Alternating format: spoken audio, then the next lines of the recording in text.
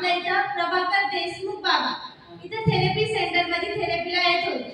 Therapy घेताना बाबाच्या शरीरामध्ये काय अनमोल बदल घडलेला आहे तर आज आपण बाबासोबत बोलणार आहे. प्लीज वेलकम देशमुख बाबा. बाबासाठी क्लॅपिंग करा. नमस्ते बाबा.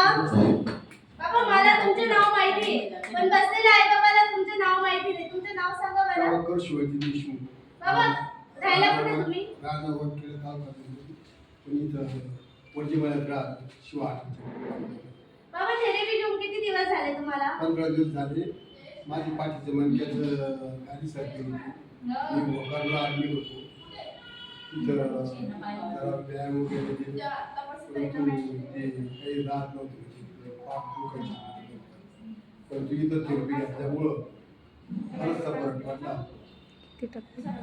बाबा किती टक्का फरक पडला तुम्हाला? 60% फरक पडला. बघा बाबाला 60% फरक पडला. बाबा हे थेरपी घेण्याच्या अगोदर जे तुम्हाला जे त्रास होते त्याच्यासाठी गोळ्या औषधं घेतला असेल ना? हो भरपूर गोळ्या घेतल्या. आता बरी आहे ती सरकलेली गादी. आता ती सरकलेली गादी बरी आहे का आता? हो बरी. बाबा बसलेल्या आई बाबाला काय सांगणार तुम्ही?